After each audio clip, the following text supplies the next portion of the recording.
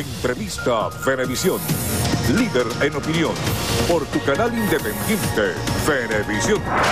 Muchísimas gracias por acompañarnos en Entrevista Venevisión. Ya estamos listos para iniciar nuestra conversación con el invitado del día de hoy, abogado constitucionalista Juan Manuel Rafali. Gracias por estar con nosotros. Gracias por la invitación. Muy interesante su presencia en el estudio en el medio de tanta complejidad, donde la arista de lo legal está tan presente en todo y el debate de la crisis se ha tornado muy complicado en torno a cuáles podrían ser las posibles soluciones.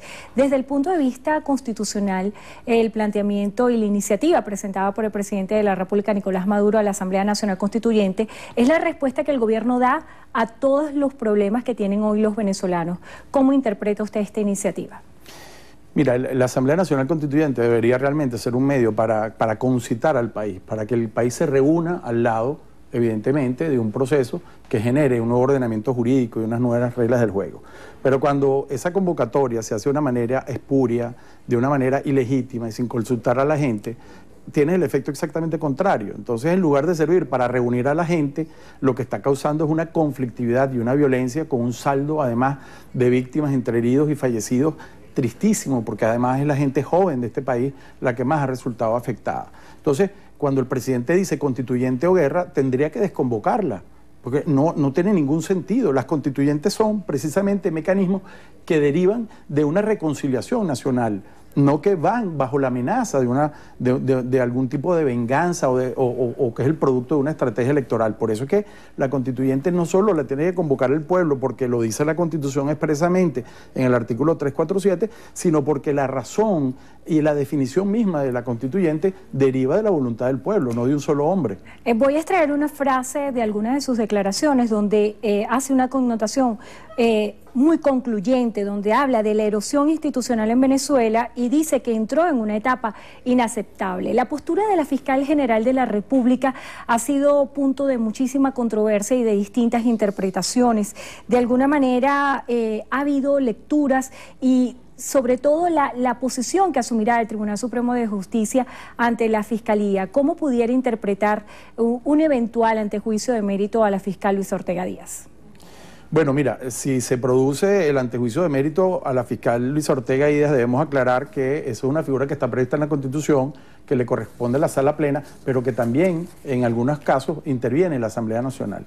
Pero si se cometiera ese error, no quedarían sino más en evidencia aún ante los desmanes de ir en contra de todo lo que es el poder público establecido y sobre todo de las normas de la propia Constitución. O sea, pretender que la fiscal, porque está haciendo lo que está haciendo, está en un estado de insanidad mental, es una estupidez.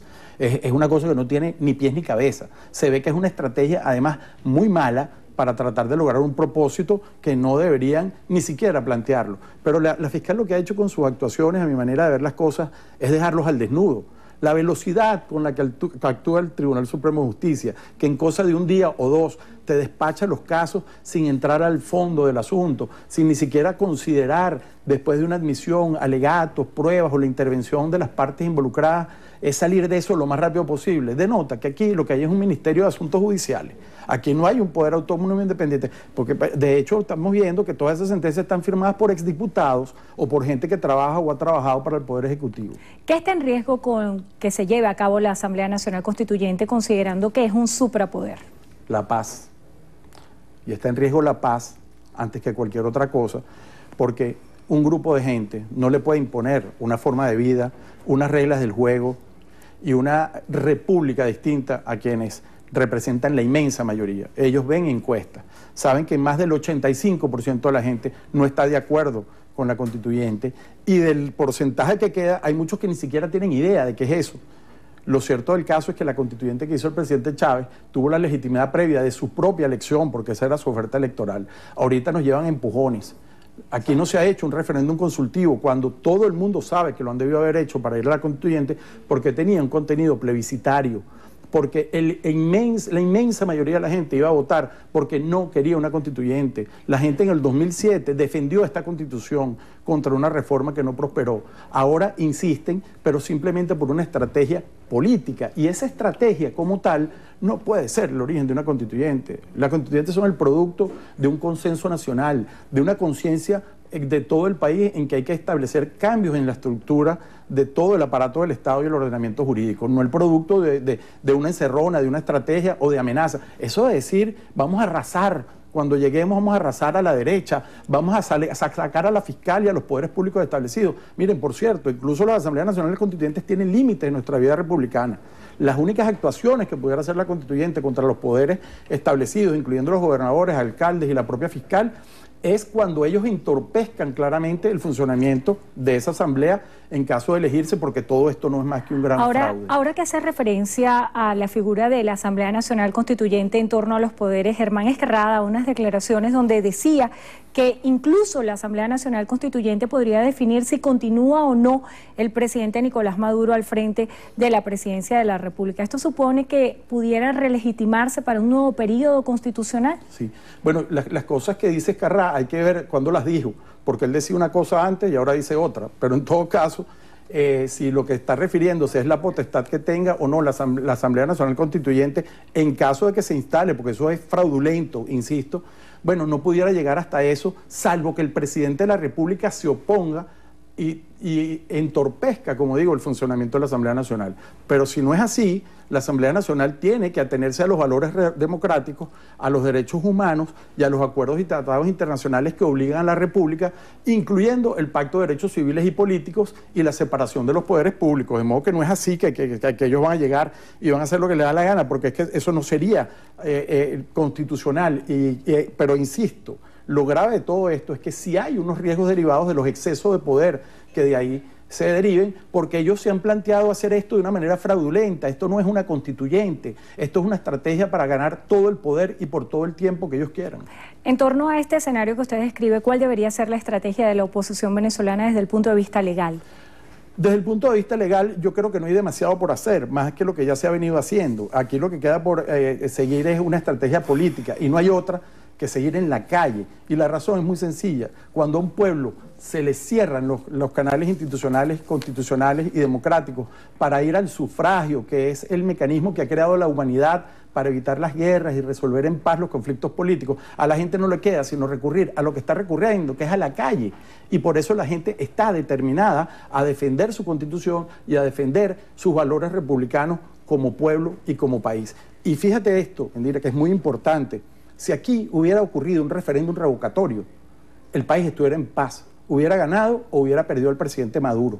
Así que toda esta violencia, de alguna manera, pasa por los hombros y la conciencia del Consejo Nacional Electoral, que no ejecutó, pudiendo haberlo hecho perfectamente, un referéndum revocatorio que llevará al país por la senda de la paz y de la democracia. El rol de las Fuerzas Armadas en estos escenarios de convocatorias de calle y donde vimos escenas de uso indebido y desproporcionado de fuerza, incluso admitido por el ministro Néstor Reverol y también por otros funcionarios como el Defensor del Pueblo, ¿cómo garantizar que estas protestas se lleven a cabo de forma pacífica? Bueno, es que el problema no es que sean pacíficas, es que las conviertes en violentas cuando las reprimen.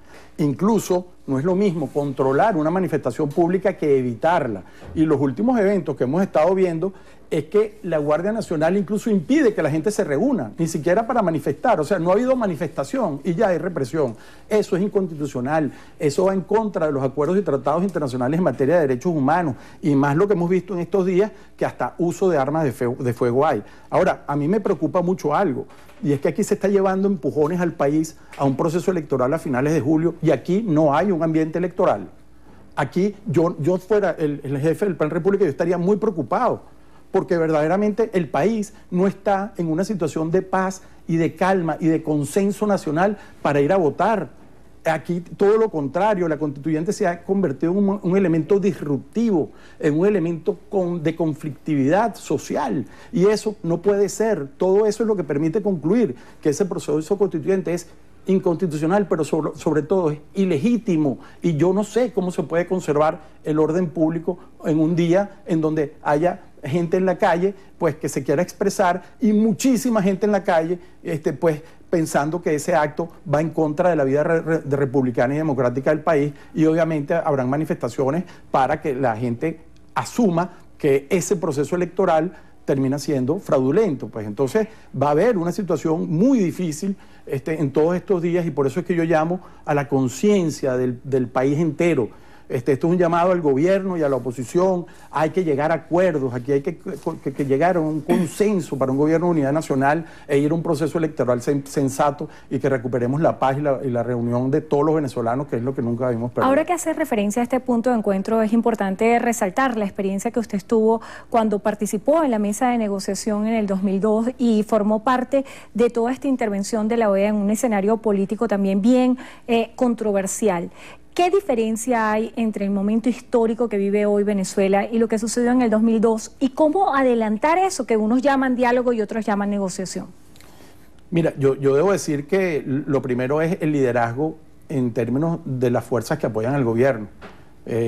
Chávez, quien supo hasta cuándo fallecer, por decirlo de alguna manera, tenía conciencia de lo que era el orden y el concierto internacional y tenía una vocación democrática. Y eso pues llevó a que el país entrara en un proceso de verdadera negociación con ánimos de cumplir los acuerdos, porque esos acuerdos se cumplieron. Bueno, que se ganó mucho tiempo y se perdió aquel referéndum revocatorio porque Chávez implementó las misiones, bueno, eso es otra cosa. Pero yo creo que en este momento no hay una actitud de diálogo, porque así como dije que el haber frustrado el revocatorio nos trajo hasta este día en que estamos hoy con estos saldos lamentables, lo mismo puedo decir del proceso de diálogo de enero. Fue una irresponsabilidad del gobierno haber manejado el diálogo con tutela del Vaticano como lo hizo, como si fuera una estrategia y una viveza, acordar cosas, después declarar otras y no cumplirlas, con el único efecto de desmotivar y desmovilizar a la gente. Y ahora miren, eso fue como un tsunami, la ola que se retiró y ahora les ha caído encima, porque no puede un gobierno sostenerse toda la vida reprimiendo a su pueblo. No puede este gobierno, lo que está es defendiéndose. Aquí no se puede articular una política pública razonable para sacar a la gente de la miseria en la que está, del estado de necesidad por falta de medicamentos, hasta que no logremos pacificar realmente al país, que no es someterlo, que eso es otra cosa, no vamos a salir adelante. ¿Cuál pudiera interpretarse como una buena señal para adelantar ese proceso de diálogo y cómo convalidar a los interlocutores en medio de tanta crisis? Yo creo que la comunidad internacional sigue haciendo propuestas muy válidas para constituir un grupo de países amigos. Que fue la propuesta de Argentina, ¿no? Sí, y de Perú, en fin, que haya un grupo de países que sirvan no solo de facilitadores. El grupo de amigos de Caracas se llamaba la propuesta del canciller de Argentina, que se presentó ante la OEA, pero al final no avanzó, no prosperó. Esa es una, el Perú hizo otra, pero la que sea, yo creo que lo importante es que sean un grupo de países balanceados, que faciliten y que sean garantes de los acuerdos para evitar nuevamente que una de las partes que no tenga palabra ni voluntad de cumplimiento convierta eso en una farsa, que fue lo que ocurrió en el mes de enero del año pasado.